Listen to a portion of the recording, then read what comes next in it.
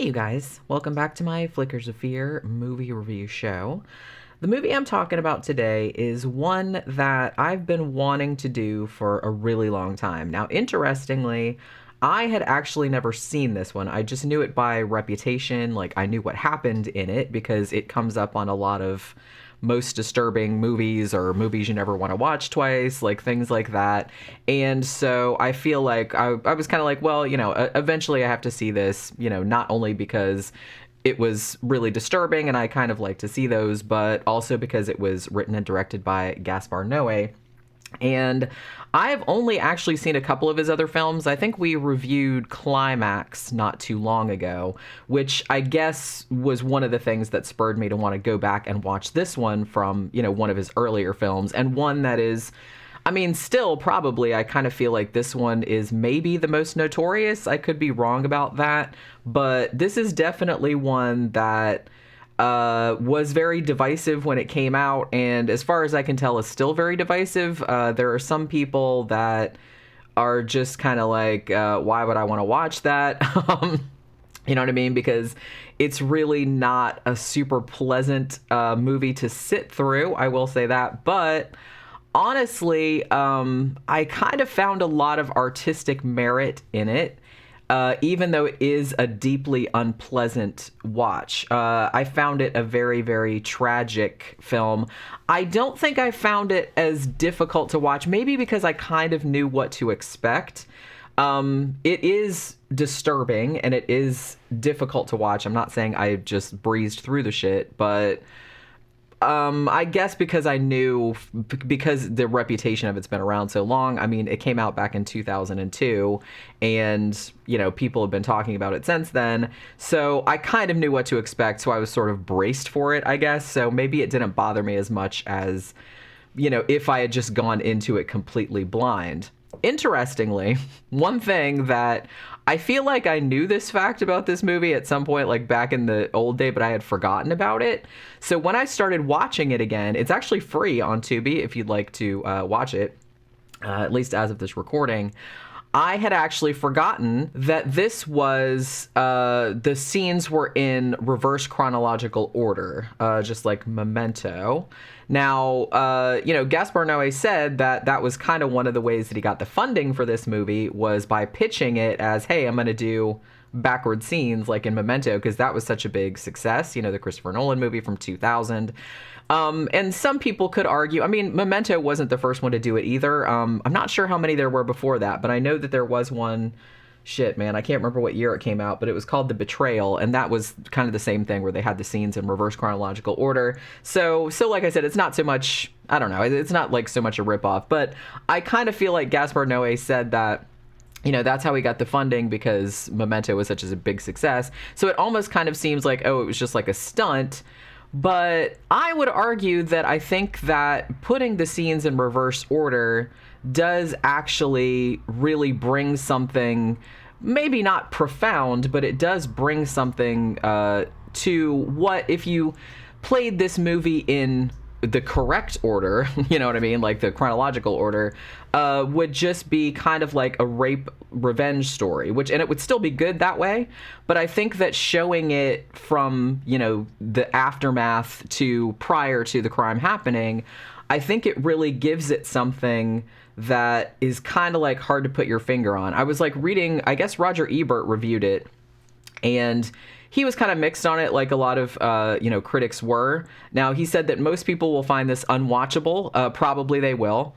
But he also said that putting it in reverse order makes the movie like inherently moral because you are seeing the aftermath and the vengeance first, and then you're kind of going back and seeing like what led up to it.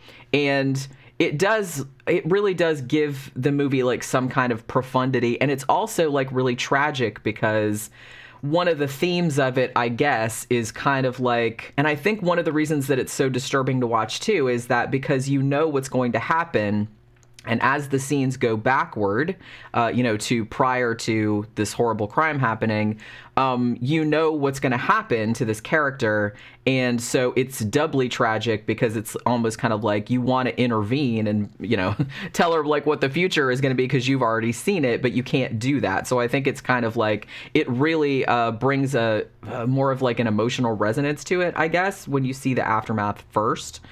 So, but it's really weird because when I first started watching it, and it just pretty much throws you in at the deep end with this nauseating, Gaspar Noe, he loves his spinning cameras and his kind of psychedelic, weird red, imagery and everything. And that is definitely here.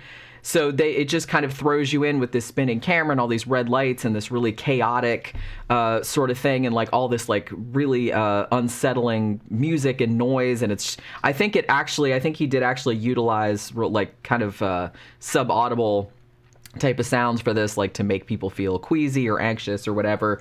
And it definitely does, like in the first part of it, but it just kind of throws you in at the deep end. And when I was watching it, I thought to myself, I was like, oh yeah, that's right, this is backwards. Like it's filmed backwards. So after that, I was a lot more engaged, because at first I was just kind of like, wait, what's going on? And then I was like, oh yeah, that's right. This is actually the last scene, and then we're gonna show what happened prior to that. Now, interestingly, there is one scene at the beginning that's almost kind of like a little bit of a prologue, and it just has like this skeezy old dude and another skeezy dude, and they're sitting on this bed in this like gross little apartment, and the older guy is telling the other guy that he got arrested for sleeping with his daughter.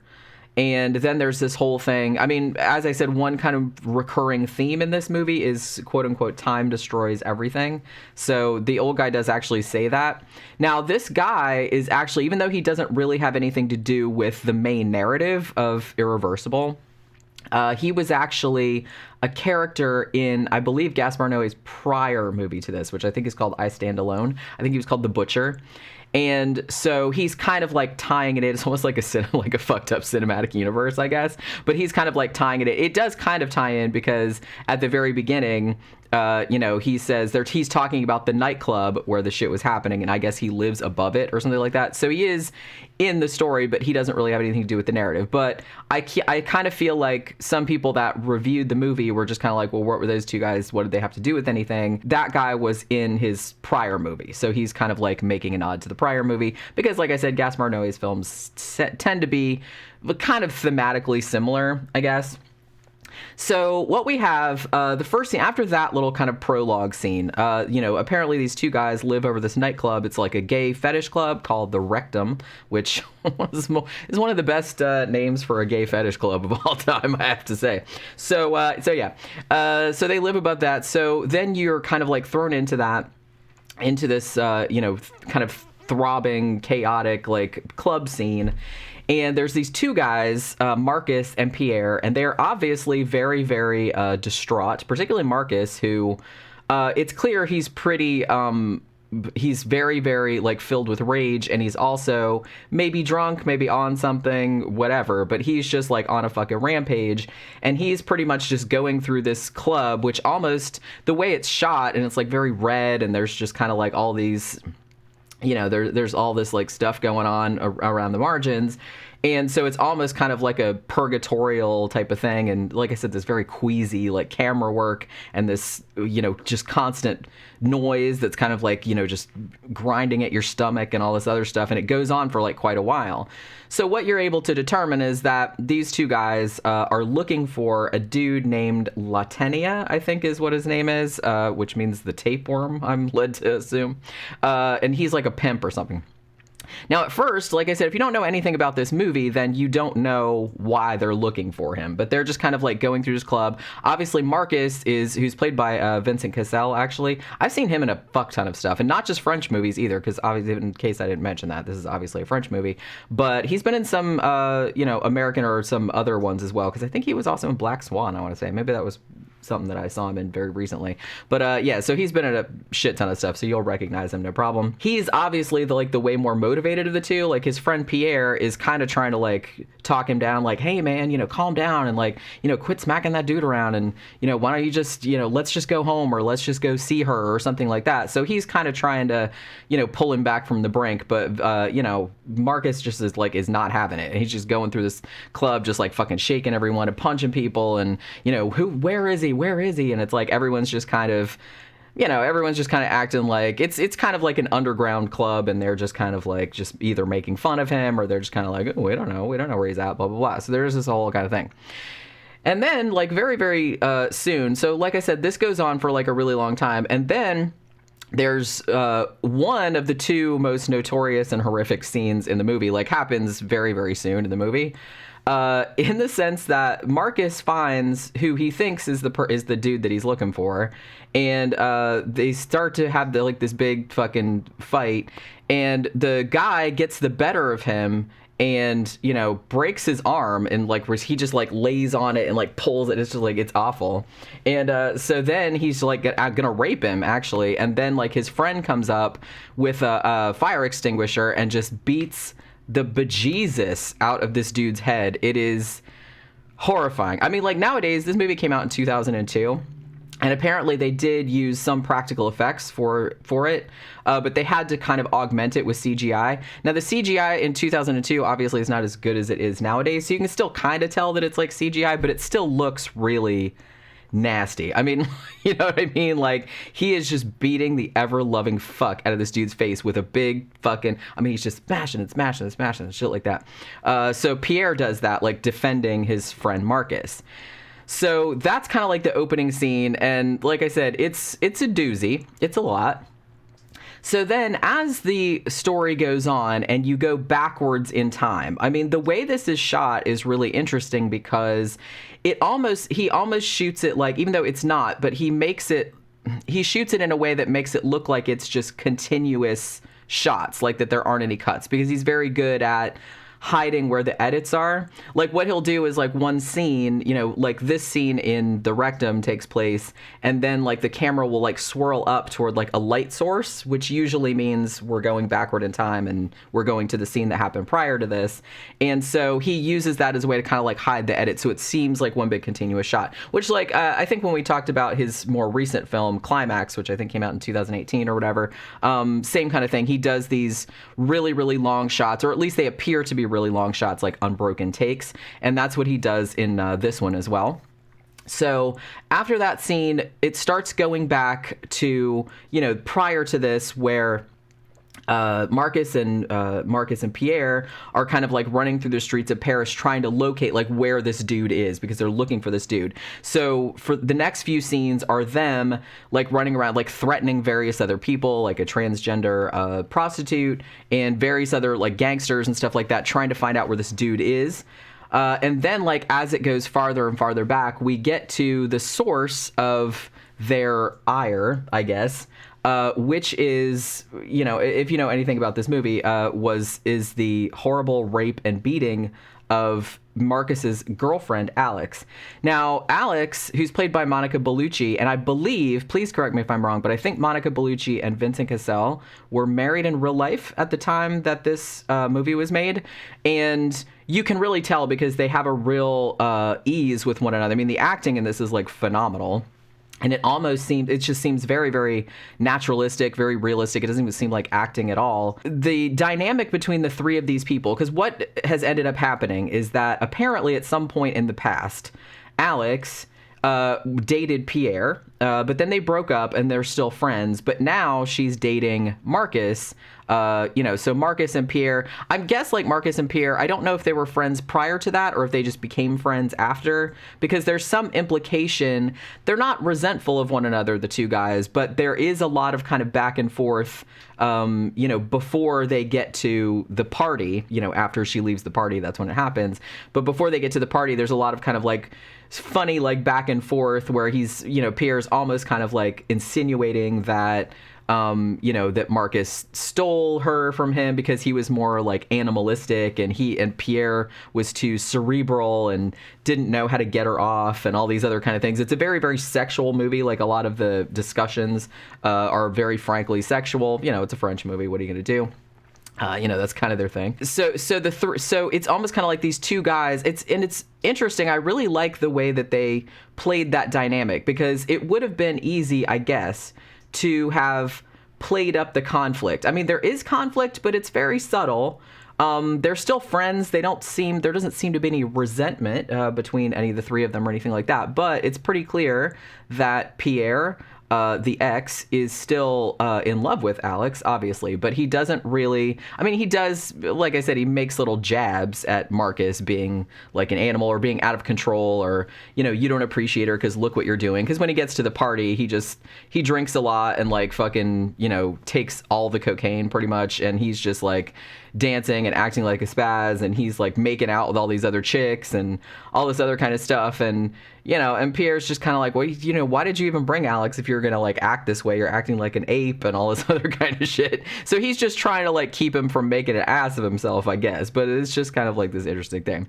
So because when they're at the party, because Marcus is acting like an ass, Alex is kind of like, yeah, I don't really want to be at this party anymore. It's kind of lame. I'm going to go home. And Pierre's like, well, I'll go with you. Usually you shouldn't go by yourself. It's very dangerous. And she's like, no, just like, don't worry about it. You guys have fun. I'm just like going home, and I'm kind of like sick. I'm over the scene or whatever. I mean, she was having a good time prior to that, but Marcus was kind of like acting like a douche. So she starts walking home, or walking back to the train station rather. And she's in this tunnel, like this big, long, red tunnel. And there you see the pimp, Latenia. And at this point, when you see the guy that rapes her, then it's doubly bad, because one, you know what's going to happen. And two, you realize that from the beginning of the movie, which is actually the end, the dude that Pierre killed with the fire extinguisher was not the right guy. It was just some random, it was just some random guy that was standing next to that guy. They just assumed, because they said, hey, are you Latenia? And he wouldn't answer. So then they just started beating the crap out of him, and they couldn't get any information out of him. So, Pierre ended up just killing that guy. And you find out later, when you see the actual rape happen, that they got the wrong dude. That like the dude that actually did it, he didn't even he was just standing there going, holy shit. I just, you know what I mean? So again, this is like a doubly like impactful scene, because you realize that's not even the same guy. So yeah, Latenia is in there, and he's beating the crap out of the transgender prostitute you've seen earlier, which was actually later, whose name is Concha. And he's beating the shit out of her, and then, Alex is walking along, like I said, just trying to get to the train. But of course, Latenia is just kind of like, oh no, I'm going to get in on this. And then what ensues is probably, I don't even want to say probably, but it's definitely up there, I'm going to say, is one of the most harrowing, excruciating scenes in the history of cinema. And I can watch a lot. I do have a hard time watching rape scenes, but I would argue, this one, it's long. It's 9 minutes. That doesn't sound like a long time, but when you're watching a woman get horribly raped in an alley for 9 solid minutes, and the camera is not moving, and it's like real time, it seems endless. Now, this scene, very, very difficult to watch. It's just, but I would argue, because I kind of feel like some critics were kind of like, why would you put that in? Why did it have to be so long? Like, it was excessive. I don't really think anybody argued that he was trying to make it titillating, because it absolutely is not. It's disgusting, and that's what it's supposed to make you feel. It's supposed to make you feel revulsion, and I think he did a really good job of that. But I don't know. I would defend it, because much like, and I've talked about this with other kind of like rape revenge movies, even kind of like, your schlocky like exploitation ones, like I Spit on Your Grave from the 1970s, which also has a very, very long rape scene in it, which is also very difficult to watch, because it's very unglamorous and very, it's just very matter of fact. And honestly, I would defend filming it like that more than kind of sugarcoating it or even glamorizing it or trying to like soft pedal it, because honestly, I think it's better and more impactful. So I don't know if better is the word I want to use, but I think it's better and more impactful to show it the way it really is in real life. Show it like this horrible, degrading, act. And I think it was kind of necessary to show it because, that's how long it took. And then it was kind of like that was sort of like the catalyst which led to all of this stuff happening later in the timeline, although earlier in the movie. So you see, why, because not only does he rape her like for 9 solid minutes, but then he, and it's anal too, like he anally rapes her, and it's horrible. And then he just beats the fucking shit out of her and beats her into a coma, essentially. Like her face is just all fucked up. And it's just a horrible, horrible scene to watch. As I said, it had to be horrific because, it could make the argument, it's like, well, that happened to her, and that almost kind of, I don't want to say it's like justifies, but you can understand like why her boyfriend Marcus was so filled with rage and why he just spent the rest of the night. I mean, yes, he was coked up and yes, he was drunk and stuff like that, but, why he went so far and why Pierre ended up going so far. Because ironically, it didn't end up being Marcus that killed the guy who ended up not even being the rapist. It was Pierre, who was the one who was trying to stop Marcus from like acting like a fool or getting his ass kicked. But once Marcus got his arm broken, and once somebody was gonna rape Marcus as well, Pierre came in and like killed that guy, like I said, who didn't even turn out to be the rapist to start with. So it was almost kind of like, it was kind of showing how just useless it all was in the end, because honestly, they never say, and like I said, this is spoilers, but this movie came out like 20 years ago, so, get with the program. But, and it doesn't really matter anyway, because like I said, the end happens at the beginning, so it's not structured like a normal movie. The sad thing about it is that had they, they never tell you whether Alex survived or not, because basically the last time you see her, or the first time you see her rather, she's being taken away on a stretcher and her face is all fucked up and bloody, and they say she's in a coma, but they never say if she like lives or dies or anything like that. So, and it's sad that Marcus didn't just go to the hospital to be with her, because he might never see her again, she might not survive, but he just kind of went off on this, I guess because of his ego or whatever, and he just went off on this fucking rampage looking for the guy that did it to her, which is understandable, but it ended up being pointless in the end. I mean, he not only did that guy, I mean, I'm not saying the guy that got killed was a great dude, but he wasn't the actual rapist. He wasn't the guy that he was going after. But in the course of looking for that guy, Marcus also like beat the shit out of a taxi driver, stole a taxi cab, beat the shit out of a prostitute, like, you know what I mean? So he did like a bunch of other fucked up shit too, like in this quest for vengeance, which ended up being ultimately pointless. And it's, so it's really sad, like, had he not been that way, obviously he could have maybe, gone to the hospital to be with her, which probably she would have appreciated more than having him running through the streets of Paris being a fucking terror and just compounding the violence. But, that's kind of what the point of the movie is. The interesting thing, too, is that by putting the movie in reverse order, so obviously the horrific shit happens like very, very soon in the movie. And then you get these scenes of them getting ready to go to the party, Marcus and Alex, and they're like being playful and having sex. And maybe maybe she's pregnant. She's like really excited about it. And he's like excited about the possibility. And they're just kind of like, they're just being in love. And it's just kind of like this cool thing. And it's like the more the movie goes on and, the more before the rape, scenes that you see, like the sadder and sadder it gets, because it's almost kind of like this woman's fate is sealed. You've already seen it, and there's nothing that she can do to, alleviate it, to get away from it. I mean, she's doomed, and that makes it like a really, really, I found it like a really emotionally wrenching like thing to watch, because it's just like, as it goes on, it just gets sadder and sadder. And it's kind of creepy too, because as the earlier scenes come forth, like toward the end of the movie, there's all of this like foreshadowing, and it's not even foreshadowing because we already know what happened, but the characters don't. So she's, for example, she's telling Marcus, she's like, I had this really weird dream that I was in this red tunnel, which, the red tunnel where she ended up getting raped. And she's like, and the tunnel like ended up splitting off into two. So I'm guessing that being some kind of like weird symbol for either her life before and after the rape, or it could be like the line between life and death because maybe she didn't survive. So there's all this kind of stuff that is, in a normal narrative would be foreshadowing, but it's made a lot more impactful because it's not foreshadowing. We already know what happens. They don't.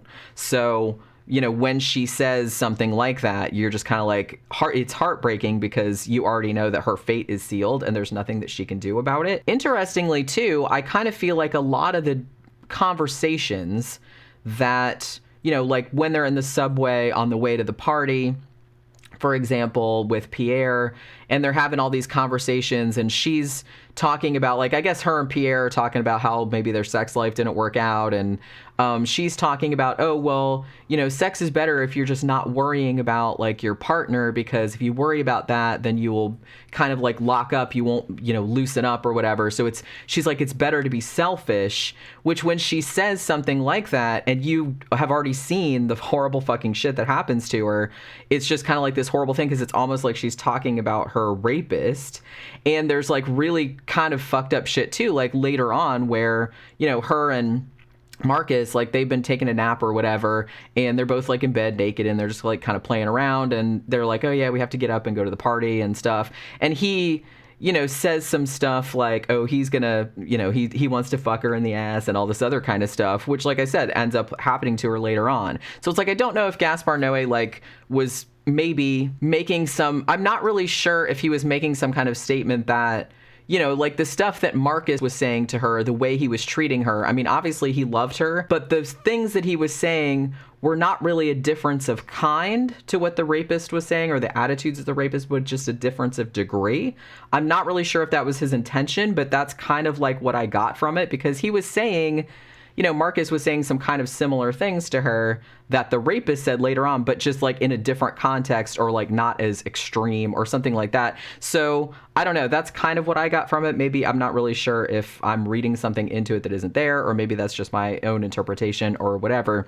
But there definitely is a lot of very obvious, things that happen in the conversations later on in the movie, meaning earlier in the timeline, that foreshadow, or that kind of like, is kind of like a smaller version, I guess, of like the horrific shit that happens later on. So there's like a lot of that kind of stuff. So I don't even know if you can't even call it foreshadowing. It's post-shadowing. I don't know. Is there a word for that? I'm sure there probably is. But yeah, so this movie, as I said, even nowadays, and this came out 20 years ago, I think, if I'm not mistaken, I'm pretty sure that this is still one of his most controversial movies. I mean, if you go around the internet and there's like all these kind of lists of, most disturbing movies, and this is usually on there, and for very good reason. As I said, this is one of those movies that I know that there are some people that just want to watch movies and just, have it be fun or have it be entertaining or something like that. And it's like, why the fuck would I want to watch a 9-minute scene of like this woman getting horribly, brutally raped and her face beaten in?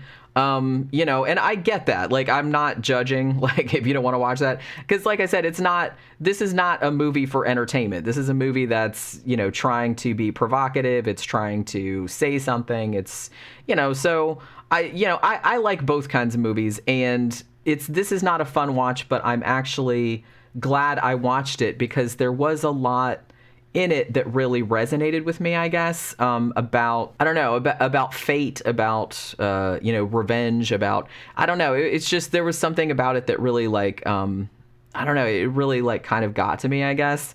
And so I can see why a lot of people bring this one up when they're talking about, really disturbing films, but ones that are totally worth watching, I think. But like I said, I would not blame you in the least if you didn't want to watch a movie with scenes like this in it. I mean, other than those two scenes, like I said, the rape scene and the scene where the guy gets beaten to death with the fire extinguisher, that's pretty much, the most disturbing scenes. The rest of it is not that graphic. There is a lot of violence in this, and there is a lot of just people being the worst. This movie has gotten a lot of accusations of homophobia because the rapist is actually gay, and a lot of the stuff, and so he rapes a woman, which, so a lot of people were just kind of like, well, why would that happen? Why, and the scene that happens in the Rectum, the gay club, it's like, you could probably, Gaspar Noe said, I'm not homophobic. He's like, I was in that scene, so I don't have anything against that, but I don't know. It does really kind of, how you feel about that is, and I can understand if you don't want to watch it for that too, because honestly, there is a lot of kind of slurs against gay people in this, a lot. And there's a lot of that going on in here. But like I said, the people in it are not great people. It's not like it's the hero. You know what I mean? This really has no heroes in it other than Alex, who is just kind of like an innocent person who just has this horrible thing happen. But everybody else is kind of terrible. So these are kind of terrible people doing terrible things and not solving any problems. So it's one of those kind of movies. So you really kind of have to be in the mood for it. This actually did win a bunch of awards, but as I said, critics were very, very divided. I think when it premiered at Cannes, it was nominated for the Palme d'Or. I don't think it won, but it was nominated, and they had about half walkouts. You know what I mean? Half the audience walked out pretty much every screening. I get it. If you go into it not knowing what to expect, as I said, it didn't bother me that much because I had heard so much about this movie over the years, and it's Gaspar Noe, and I'd seen some of his other stuff, so I kind of knew what to expect. So yes, it's harrowing. Yes, it's excruciating to watch. Yes, it's very painful to watch, but I knew what was coming, so it didn't bother me as much as maybe it would bother somebody that was just at Cannes being like, oh, okay, let's go watch this French film. And then what the fuck? You know what I mean? Why do I want to kill myself now? Oh my God. This is so, yeah, it's a bummer. So yeah.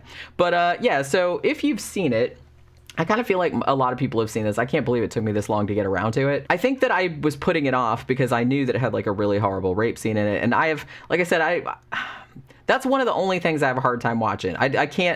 I can watch them, but they bother me. Rape, cruelty to animals, and anything having to do with poop or eating vomit. I'm not into that. So those are the hard. I can watch pretty much anything else, but those things kind of bother me. But yeah, so I think that's why I was kind of putting it off for so long, because I'm like, man, I'm really gonna have to be in the mood to watch that. But I'm glad I finally did watch it, because it actually is. I'm not going to say it's uplifting, because it's not. Although I guess there's a reading of it that sort of maybe could be uplifting if you looked at it in a weird way, but it's pretty soul crushing. I think I found it pretty soul crushing, but as I said, I'm glad I watched it. But yeah, so let me know what you think of Irreversible in the comments, or if you are a fan of Gaspar Noe or really, really hate his movies. I'd be curious to know what you think about it in the comments. Another thing too, I think this is the last Flickers of Fear I'm going to do for January, and I decided that for some months of the year, just to make things easier for me, as far as picking movies and stuff, I decided some months I was going to do a theme. At least on the movies. I'm not going to do the book reviews, because that'd be too hard. But so for February, I actually wanted to do folk horror February, because as I mentioned on a couple of my last videos, there's a really good documentary on Shudder called Woodlands Dark and Days Bewitched, and it's all about folk horror. And I kind of saw a lot of movies in there that I wanted to watch, that I wanted to add to my list, and there's a shit ton of them on Shudder and on Tubi and stuff. So I made a list for February. So for February, I think it's 8 movies. I guess it's 8 movies. So I'm gonna do 8 folk horror movies for the month of February. But we'll see. I'm not entirely sure which ones I'm gonna do yet. It's gonna depend on. I got a list of ones I want to do, but it's gonna depend on availability. So, but we'll see how it goes, because that's a genre that I really felt like I needed to do more of. So hopefully you guys enjoy that. And that will do it for this Flickers of Fear. I will see you guys on the next one. Bye.